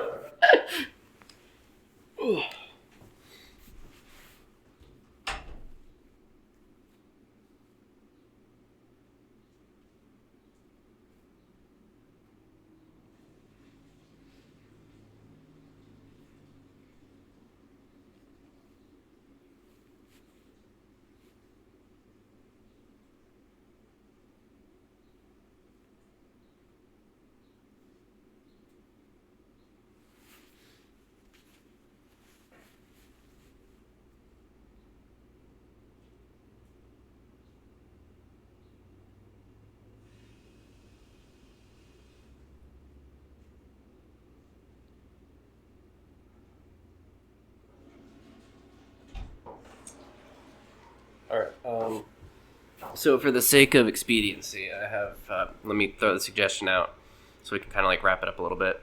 I'm going to hit these 5 points of like general things I thought of topics to come back to, and any of those ones, pick 1 or 2 to like have the final thoughts on. Okay. Kind of thing. Because I'm sure we keep going on what we were talking about. Obviously, I put that little bookend of like eventually going back to the coworker, stealing your fragrance and stuff. One thing I liked when you said, this is in my opinion, I got it from Charlemagne. I thought that to me, just you saying that made me build more respect to you because I feel the exact same way where it's like, there are some times where it's like, yeah, this isn't necessarily my opinion, because I come up with myself, but I heard somebody else giving a bunch of opinions, and that helped me form my opinion. Absolutely, yeah. I hate when people do that personally. It goes back to what we were talking about earlier when it comes to the whole like chameleon thing. You know, like you're trying to replicate, or you want to replicate my scent, you want to replicate my taste in music. Now you want to replicate like how I think. I don't want to be. People can make a point that you can agree with, and I'm always, especially if I'm going to word it that closely, I'm going to always reference like who said it. You know what I'm saying? Especially we're on the fucking internet. You know what I'm saying? Sources, yeah. You know what I'm saying? So like people, if anybody could know exactly who I'm talking about, and if I sit here and say that same thing that he said without referencing who said it, then we're like, this dude's so fake, bro. Like while that is a valid point, like for you to pass that off after saying all the shit that you just said, it would just be kind of hypocritical. You know what I'm saying? So I'm not that type of person, man. If there's a point that I'm gonna make that I heard somebody say before, I always open with that shit, just because I don't like that. Yeah, and then like when you're saying about like wear and whatever, like it was the example of like earlier today I was asking about like your sweater or whatever, and like hey, I'm talking to you, I'm like asking, oh hey, from the black perspective, what is this all about, kind of thing, because I wanted to learn about it. Yeah. Versus like if I came to you and like, hey, what's your this, what's your that, what's your that, and then if the next time we come to a podcast, I'm sitting here like, yeah, so. Really if I just start randomly trying to be somebody else, I'm not. That's kind of silly. Don't try to put like. Versus learning about and something also you don't too, like when on. people do something like that too, like do stuff like that, it also kind of lets me know what you think, the kind of person that you think I am, or what you think that I expect of you. You know what I'm saying? You think that I expect for you to be something that you're not. You think you got to put on this like cool or whatever the fuck. Like, bro, just be you. You know what I'm saying? You can be cool. You can be a nerd. You can be mean. You can be nice. You can be whatever the fuck. You just be who you are, bro. But like, stop. You ain't got to put on just because, like, you know what I'm saying? I don't like that kind of shit. Because you think that's what will make people accept you for pretending something else. Like, don't perform, bro. Like, you know what I'm saying? Like, it just. Oh, because you want people to accept you, but because you represent your authentic self, and they like your authentic self. Yeah. Kind of thing. Okay. And I get it. You know, people are. You know, humans are social creatures. You know, and so you know, we want social acceptance and stuff like that. You know, but. Also, we also we know what's authentic and not or not. You know what I'm saying? And you know, there are people out there who want to surround themselves with people who are very close in like likeness when it comes to like the things that they value, the things that they like, and stuff like that. And there are other people out there who want to have like a motley crew of friends. And I'm kind of one of those people who I want to have friends all over the world, all over the world. You know what I'm saying? And I want people to be like. Look at my friends and be like, yo, how the fuck did you even meet all these people? You know? Yeah. But, you know, I just don't like when people, you know, it was just one scene in Good Will Hunting where this guy, he was in this bar trying to impress this girl. And he's like, how you like them apples? Yeah, he's like trying to like recite, you know, like parrot the opinions he got from Charlemagne, but not really. Book, you know what I'm saying? Yeah. He was trying to pass it off his own thing, and he got put on blast for that. And there's a lot of, you know, performative intelligence. You know what I'm saying? Performative swag. Like that's not your own swag. That's not your own intelligence. You're just like copying other people. And doesn't Matt Damon's character literally have a line that says like, "You read that in a book, and now you're just parroting it to seem smart"? Yeah, he said. What did he say in that movie? He's like, "This is like what you like to." You know, read some obscure passages and then pass it off as, you know, your own thoughts. Like, can you tell us, like, what, you know, your own opinions on this matter? And he literally, like, recited the page and everything that he, you know. But, yeah, like, yeah. And I think Damon was like, hey, that's from this book and this philosopher. I know exactly what you're reciting. Yeah. But, like, it's just, like, nothing's wrong with, like, looking at different opinions from, you know, well-read people and stuff like that. But, like, these people are well read because they put in the time. You can't shortcut that, you know what I'm saying? Because you have to understand that these people are biased. So they're only going to speak about the things that are like, you know, it's an informed opinion, and they might actually use statistics and stuff like that. But again, like they're not. For them to even come to that conclusion, they would have had to have learned and read and you know. Done various you know what I'm saying? To have some other presumptions before. Yeah, you know what I'm saying? So like going back to what I was saying before when it comes to even just something as simple as like presentation, you know what I'm saying? like everything is a reference to most people are a conglomeration of like people who have inspired them or things that like your dad and like movies that you watch, music that you listen to, and books that you read. Again, I have this hair because I and watched so like a lot on of an Lord of the Rings, educational level, people who are super well read like W.D. Du Bois and stuff like that, you can sit there and read his work and stuff like that and regurgitate his thought. But then when someone who is just as smart, I guess, wants to sit there and peel back, that point that you made, how can you even make a point, an opinion about something? How you know what I'm saying? Like, you got to know what the fuck you talking about to be able to even like reference and steal someone's opinion. You know what I'm saying? Like to know that your opinions are like this, so when you're stealing this opinion, it's this other person's opinion, but it's opinion I connect with because I've done so much previous work to figure out my actual opinions. Exactly. You know what I'm saying? Like, I don't know. Like, again, that I'm Oh, actually, I have a good example. Like when I tell people that I watch Asmongold, and they're like, "Why are you watching Asmongold?" And he's like, I'm like, "Yeah, I don't watch him because I agree with everything he says. In fact, I disagree with the majority of what he says. But I watch him to be like, okay, what is this? What of his opinions do I totally agree with, and what of his opinions I'm like, why the fuck do you care this much about illegal immigrants? Like, how much is that really affecting you compared to other issues that are bigger deals? Like, I see where you're coming from, and I can see exactly the use case where an illegal alien can be a bad thing, but I don't think it's as big of a problem compared to other issues that you seem to be ignoring." Yeah, and actually, I think you saying that kind of brings up a pretty good point. I hope so. When people like form opinions and stuff like that, I forgot the point that I was about to make. It was gonna be so good. Something about forming opinions based on other people, and like I watch somebody I don't necessarily agree with to form my own opinions, and you have to have your own opinions to know what to steal. Okay. The danger in listening to well-read people who form their opinions is that people who are really smart are smart enough to read things that they don't agree with as well. Yes. And then they make their opinion. But if you're not as smart as them and you're listening to someone who's smarter than them and parroting their opinion, you could fall into this thing to where you're listening to people who you only agree with. You know what I'm saying? Echo chamber type thing. Echo chamber, you know what I'm saying? Instead of doing, instead of listening to both sides. Two sides of the story. You know what I'm saying? Listen to two sides of the story. You know what I'm saying? So, like, that's the distinction between like a genuinely smart person and someone who's like performatively smart. Is that someone who's performatively smart, they're only going to listen to things their opinion, so that they can like argue you down and like look smart for the room. You know what I'm saying? People like, they'll listen to the smartest opinions, collect the smartest opinions, and then like that guy from Good Will Hunting. Yes. Yeah. You know what I'm saying? And so they like in a social situation they can out argue you. You know what I'm saying? They're not listening to like opposing things to come to that conclusion. And someone who's really smart, genuinely smart, they're gonna listen to both what they agree with on like here, but like on the opposite side as well. You know what I'm saying?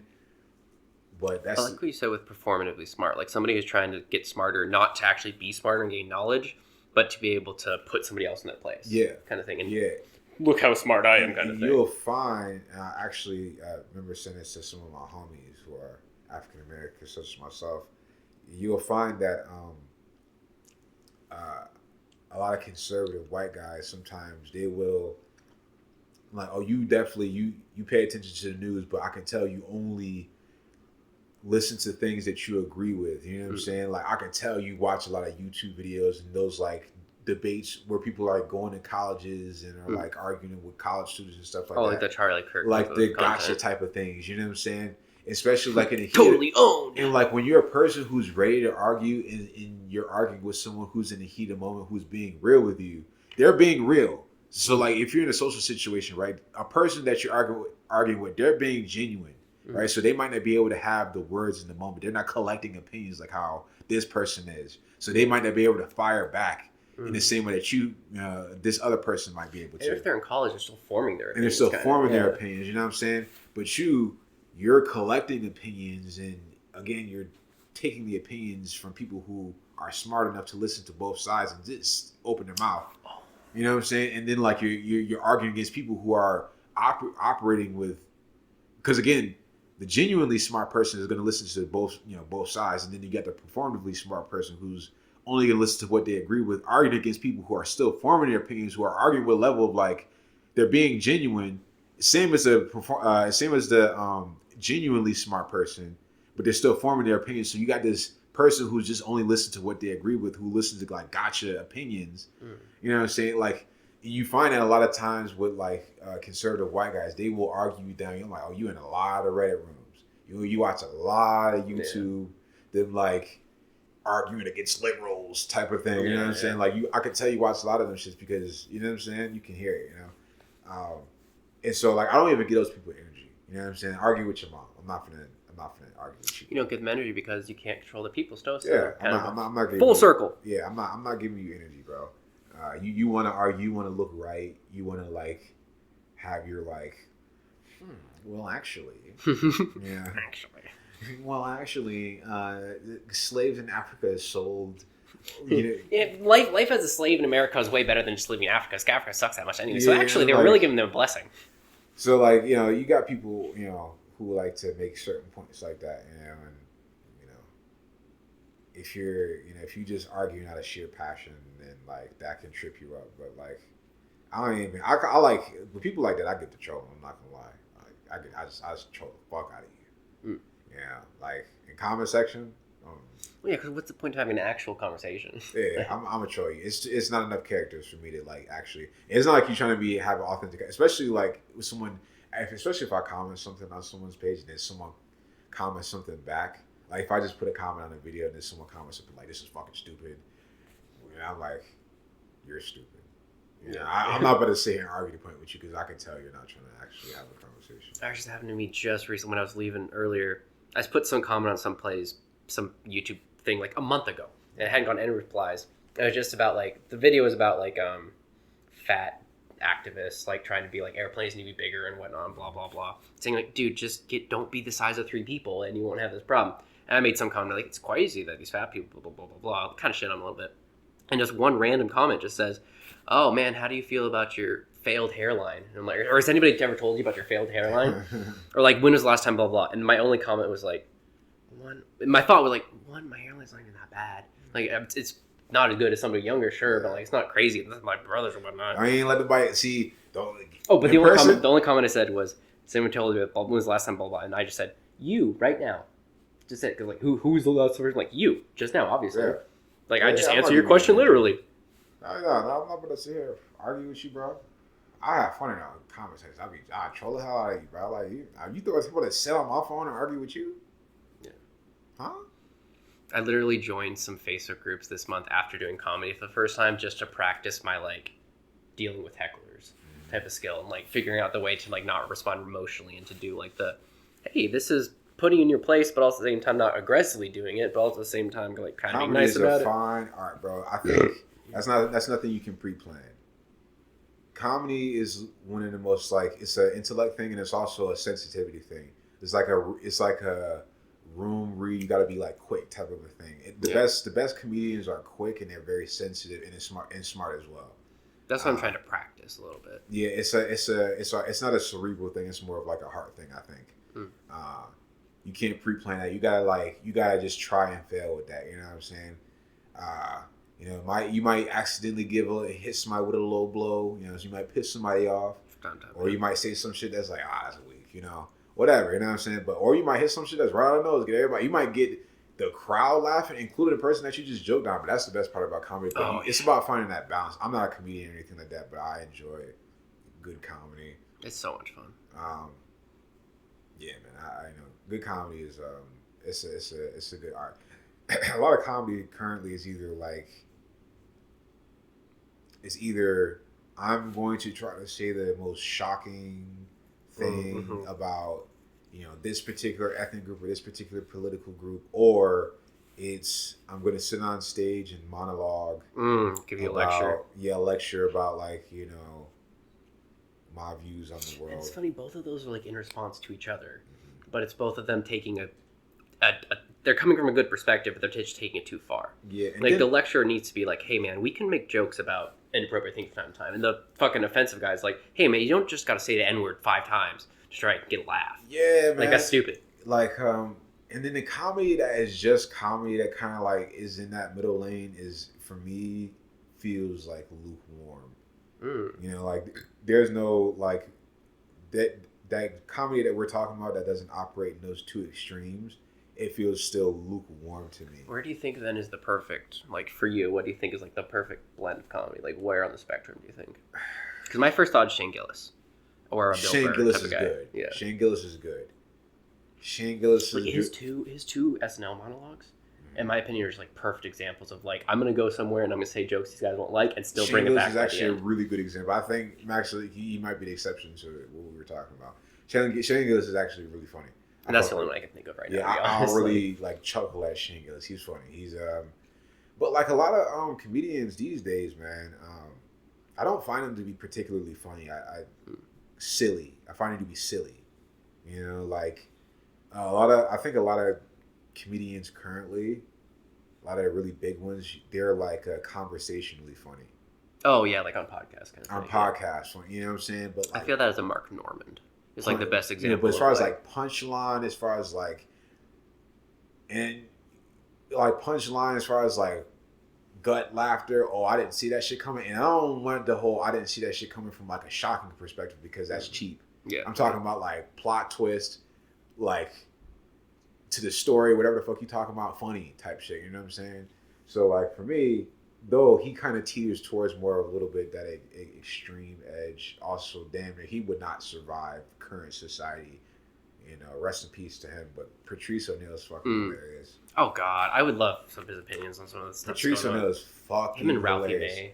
But even then, I'm a little afraid that he would fall into that red pill pipeline. Yeah. I'm a little afraid that he would fall into that red pill pipeline. Even like his rhetoric, even in his comedy, in his like radio show that he had, it was kind of leaning in that direction. Anyway, so like what he first off, though I say he would survive in this era, he wouldn't give a flying fuck. Mm-hmm. Patrice O'Neal didn't. He didn't give a fuck back then. He definitely. Oh my God, he'd be stepping on toes now. For how sensitive we are now, my gosh, y'all would be crying every week with Patrice O'Neal. He's funny. Yeah, he's funny. He'll be pissing a lot of people off. He'll be pissing off women, white people, and niggas. He'd be he'd be pissing off. Like he would be pissing off a lot of people. Patrice O'Neal, he had that gut laughter funny for me. Oh, it, like he's like comedy to where it's like I shouldn't be laughing at this. You know, type of like for me.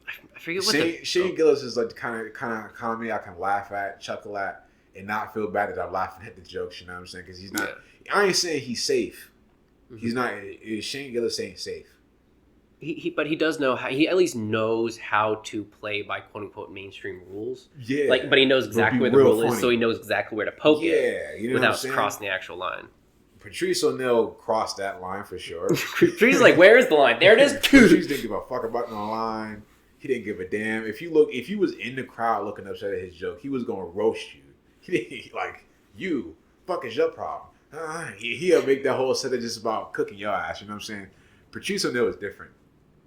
Ooh-wee. I think the only line he cared about was the edge of the curve where he could stomp the line into, basically. Yeah, Patrice O'Neal, I really like Patrice O'Neal.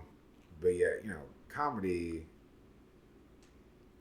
I said earlier that I'm really into comedy, but like I'm not like I don't go out of my way to watch. Mm-hmm. You know, not like to my level, where like I like study it to the degree that I would like baseball. No, I just appreciate. For me, I appreciate words and how people can use them to like fuck with you, and that can happen in rap. It can happen with like just semantics with like poems or just like a good joke with double entendre. Mm-hmm. And so, you know, comedy is one of the best ways you can just play with words or play with like a story or play with how people perceive, you know what I'm saying? So, I'm not like, I don't really go out of my way to like listen or watch comedy or anything like that. I do appreciate a good joke. You know, comedic timing is a thing for me as well. I like good comedic timing. Good comedic timing, a good punchline, like a joke with double meaning. You know what I'm saying? Like, you start laughing at it, like, pretty hard, and you, like, think about it, you laugh even harder because you know what he actually means. Yeah, I once love you that put it shit. together afterwards. Like, this motherfucker. I love that, you know? You gotta make the audience put together the joke themselves. That's always way fun. You know what I'm saying? I love implied shit. Actually, that pervades every aspect of, like, my taste. I like implied things. That's similar to, like, a concept that, like, George Lucas used in Star Wars when he just created the character of Yoda. He was like, Yoda's basically just a wise philosopher who's going to say much things, but he's going to say all these general platitudes that, like, everybody knows. So I'm going to have him say them in different wording, so the audience has to put it together themselves to reword the words that, even though it's a thing that would be, if you just said this, like, you don't know what you got till it's gone. Yep. Like, cliche, whatever. But if you say that a slightly different way, they have to put it together themselves. Like, oh yeah, okay. Yeah. Nah, but that's a good way to play with words, though. It's a great way to play with words and just to play with how people perceive a message. You know what I'm saying? Yeah, man. I don't know. I think there are some people who are honestly, like, really clever. There are some people who have, like, their moments that I really like. I gotta pay respect to comedically, but, like, it just like, for example, like, Andrew Schultz is clever. Mm-hmm. I appreciate how clever he is. You know what I'm saying? His abortion bit, like the abortion clinic one, that's my favorite. Like, yeah, he can like Andrew Schultz. Andrew Schultz is kind of an example of, like, kind of like that. He has that shocking aspect that I kind of don't like. But there are times where he'll hit you with some shit where it's just like, he's appealing to me because he appeals to that, like, I should not be laughing at this shit type of thing, you know? But it's funny. Especially with how he delivers it, you know? Oh. Go ahead. The best example is at the end of his abortion clinic bit. He sees this, like, dude protesting, whatever, and his, like, I don't know, 10-year-old daughter's there, like, doing as well. Like, indoctrinating, like, hey, we need to all hate abortions. Yeah. And he's going, like, why do you hate this thing? Well, because it's blah, blah, blah. He's like, well, yeah, but it's when it's in there. It's not really a baby. It's still a fetus. I'm like, yeah, but if you leave it there, it's going to grow into a baby and whatnot. And he's like, oh, okay. Well, let me tell you, sir, your daughter's hot. He's like, what the fuck? She's 10 years old. She's not blah, blah, blah. I was like, yeah, but if we just leave her there, she's going to become a woman. Oh, but he doesn't say that she's going to become one part. He just says, but if you leave her there, and then you hear a bit of a pause, and then you hear somebody get it, and then you hear more audience, and then the entire audience gets it at once. That goes back to that implied thing. Mm-hmm. I love that shit. Like, let's put it together, you know? Funny. I love that shit. It's just like, what the fuck? Like, I love that shit. You know what I'm saying? He's clever. I appreciate that. Mm-hmm. You know? I love wits. Yeah. Especially in the joke, like, you motherfucker. Why would you think of that, you know? What thing happened in your life for you to be able to think of some shit like that? I appreciate wits, and, you know. I'm not going to say it now because I still want to work on this at some point, but I have one bit I'm trying to work on about how cats are a lesson in consent. And I'm not going to play anything else because it'll give away the joke eventually. I want to get this really down tight because I think it could be a great 5-minute joke that uses exactly the concept. And so at some point, once I get it nice and tight, I'm going to send it to you just like a preview. Yeah, let me know. Be like, hey, do you think this is going to work at open mic? Oh, wait, shit, it's Saturday. The open mic is tomorrow in 24 hours. Okay, I got it. Can I get this written in 24 hours? I think so. Yeah, man. Comedy is a very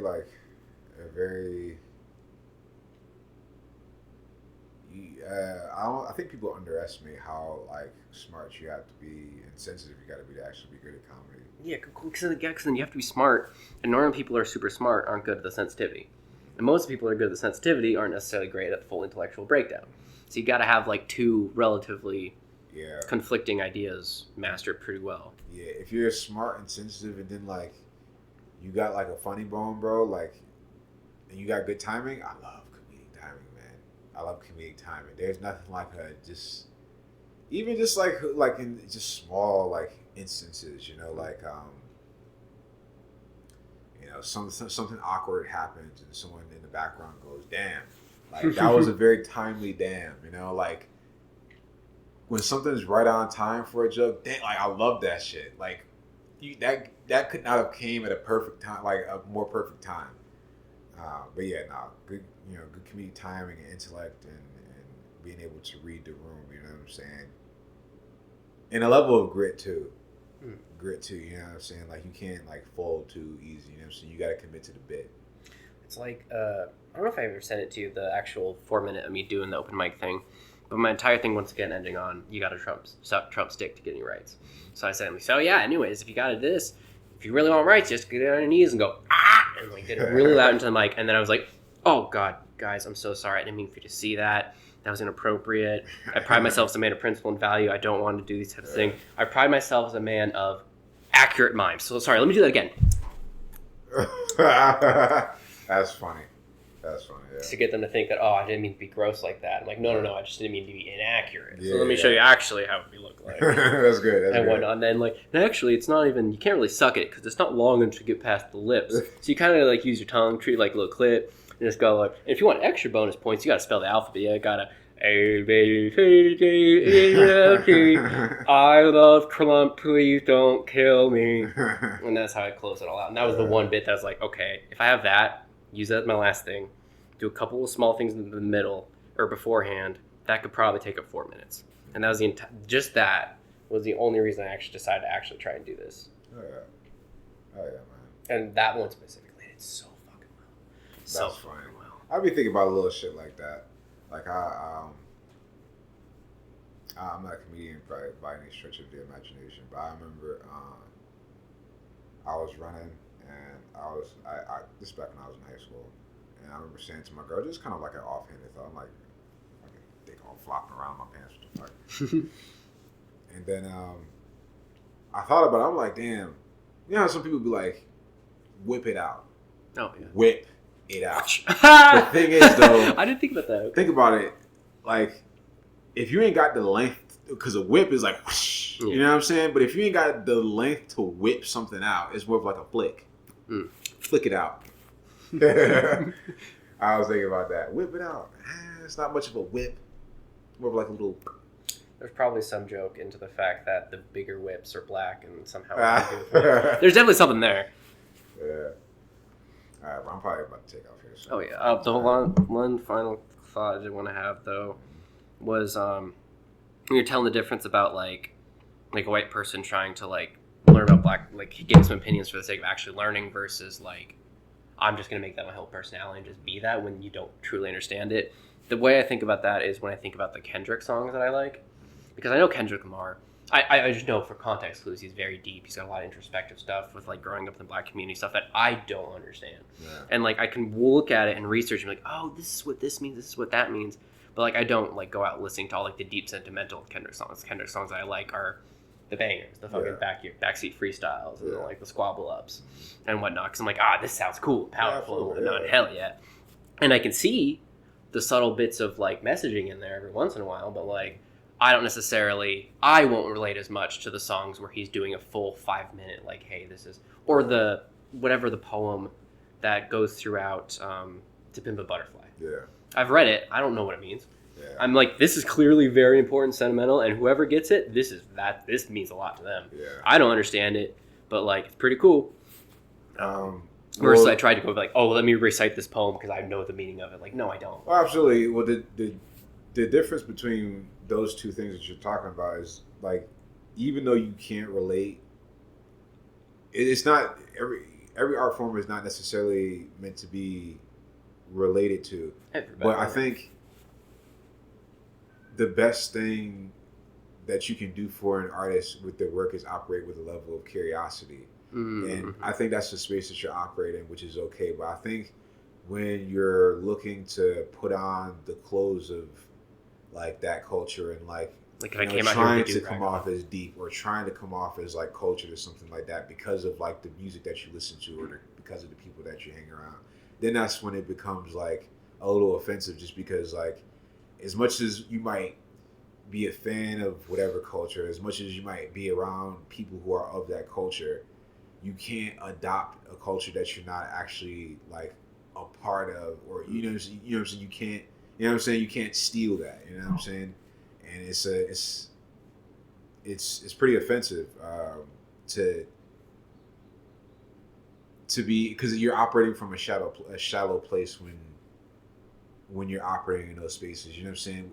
If you decide to show up a certain kind of way when you listen to certain kind of music and when you hang around a certain kind of people, going back to what I was saying earlier, that displays to them the kind of people that you think they are.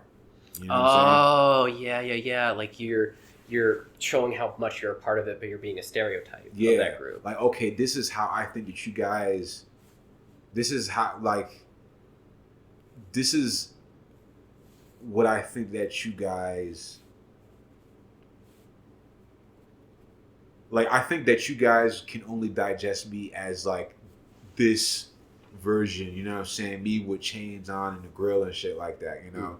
Even though like I didn't grow up in a culture where people wore chains and grills, and I grew up Couldn't afford it. Yeah, I couldn't afford it, and like, you know, gold teeth and shit like that, you know?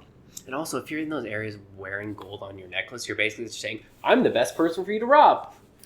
I mean, some people, yeah, I mean, you know, some people don't give a damn, you know what I'm saying? Even like black folks don't give a damn, like, you know, they gonna walk around flashing anyway, only because like they'll do that too while also having a gun on them. So it's like you can try to rob me, but I'll fucking shoot you. That makes sense. You know what I'm saying? So like, because that was me from outside looking in, not truly understanding it, saying something. Oh yeah, that was kind of correct, but not fully because you. No, I mean, well, that's also true too. Like that's also true too. Like some people will walk around with chains on and no fucking gun, and they will get robbed because you got these VVS diamonds on, and you know, live in, you know, the craziest part of Atlanta or some shit like that. Like, yo, bro, if you're gonna do that, be armed. You know what I'm saying? Be prepared. You know what I'm saying? Like, you know.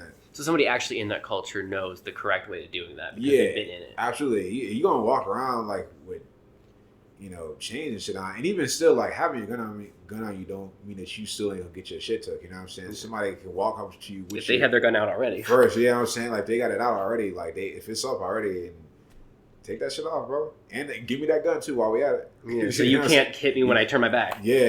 Give me that gun too while you're at it. Yeah, I need everything. Yeah, so there are people who will do that. You know? Okay, I'm gonna say this just for the sake of not going into this right now, but based on what you said with you're addressing like a stereotype instead of whatever. I have a very long rant about the whole from Tropic Thunder, the never go full retard line that I think is way more meaningful than everybody thinks of it, that we're going to talk about the next time. The final thing I'm going to show you is this picture, because when you were saying the performative thing of whatever, this was immediately what came to my mind. When Nancy Pelosi was like, we all need to wear our traditional African clothes during Black History to show our support. Like, what the And I'm like, how about you show your support by passing some laws? That's what I'm saying. Like, they'll do the surface level shit. They'll do like, oh, hey, look at this black employee at our establishment or something like that, you know? They'll do like the optic thing, but they won't do the thing that actually make black people more comfortable. You know what I'm saying? And they think they're being perceived as like, look at how great we are with this optic. But really it's, let's do this thing so we don't have to actually do the real thing. Yeah, absolutely. And sometimes people like will be satisfied with just the optics too. I think we're getting past the point where we're satisfied with the optics. I'm referencing maybe like 10 plus years ago, maybe where people were kind of satisfied with I think I'm gonna say safely 10 years ago, people were still like satisfied with the optics and representation as far as like or even like Obama, like a lot of people are just satisfied, oh, we do have a black person, then we're cool. Yeah. And then as time keeps going by and you see like the Trumps and the Bidens and stuff, it's like, okay, now at this point I'm like, I don't even know if Obama was that dope, because I've been looking into more of his shit, and it's like it clearly seemed like he was there to be like, hey, look, we finally got a black person, and then behind the scenes I'm actually going to incarcerate more black men than any other president in history. Yeah, absolutely. I mean, yeah, optics, you know. On a presidential level, he wasn't much. Well, definitely, I would say he's better than Trump, but like, he was a good show. Yeah, he was definitely he incarcerated a lot more black people when he was president, and you know, I don't know really what I can say to that. You know what I'm saying? Like, well, I can say to anybody watching, just watch the documentary 13th. On Netflix. That's where I got all this information from. Because I befriended my black coworker who's like, hey man, let me educate you real fast. Can I come over and let's watch this thing together? And that's when I truly understood, like, oh, like obviously I knew black people with police is bad, kind of thing, that negative thing, but then seeing all the details and then finding out that the whole amendment's written like no slavery unless we punish them for a crime. So now let's make all these laws to make black people commit crimes so we can punish them again. Yeah. You know, lawyering, all that shit, you know. They would make up shit just to arrest motherfuckers. You know what I'm saying? Yeah, a lot of laws were created specifically just to arrest niggas. You know what I'm saying? I think loitering. I think may have been one of them. That makes sense. Yeah, I think that was in that documentary too as well. Yeah, You can, just hanging out outside. You know, I think I was saying to my roommate. This is one last thing before I go. I do have a final closing piece that I'm going to say that I've already prepared. Word. Yeah. I was saying to my roommate, like, there's a lot of stereotypes, bro, that got put on us that definitely rooted in, you know, racism and stuff like that. So, like, the whole watermelon thing. When we were first freed as slaves, I think watermelon seeds were one of the most, I guess, like affordable seeds, or one of the most like abundant seeds that we can get. So especially in that area. I mean, so too. Like that was one of the first businesses that black folks had selling watermelons. And, you know, certain things like we couldn't even eat vanilla ice cream. That's how butterscotch came about. Yes, really? Yes, what? That's how butterscotch came about. Wait, explain that real fast. I mean, like, what do you mean can't eat vanilla? I don't know why. Couldn't even eat nothing that looked white. Couldn't eat vanilla. So butterscotch. Oh, so that was just made up that like, hey, black people can't. I thought that was something like, is there something genetic that vanilla? No, not that you literally can't eat. Like it was like, no, you're not allowed to get it. So it was bullshit made up, and then because of that, they made butterscotch. Like, well, this is the one you can have. Yeah, we won't let you touch our pure white shit. You can shit. have chocolate or butterscotch. Oh. Crazy. You couldn't even have anything that looked Why white. the fuck? So you couldn't even have How nothing. racist you gotta be to say you can't have certain foods? Black chalk around here. You fucking use a whiteboard. Nah, not even a whiteboard. Just fucking, and the chalk can't be white either. The chalk has to be like use your off-white. Use your black light with your black eyes to look at the blackboard. It's not a chalkboard, it's a butterscotch board. And here's your butterscotch. Right. Certain things too, like you know, so like butterscotch ice cream, you know, watermelons and shit like that. Hush puppies. You know hush puppies? Yeah. They made them shit. Slaves was they would ball up cornmeal because you know slaves was responsible for preparing the food for white folks and shit like that. They would be balling up cornmeals and like putting it in their pocket on the slide. And then you know when they would try to escape at night to get the dogs to stop barking, they would just give them these little cornmeal bits to get the dogs to shut the fuck up so they wouldn't be barking in the middle of the night so they could just take off. That makes sense. Yeah. See that? Crazy. Huh. Well, I learned a lot today. I hope anybody who's still watching this and learned as much as well. Has learned a bunch as well. I'm sure we're going to do more of these, so feel free to check out the next episode to learn more about the pasty life and the less pasty life. And also, still, though, 13th, great documentary, 100% recommend that. So, signing off right now, let me close with a great quote. And that's all I got to say about that.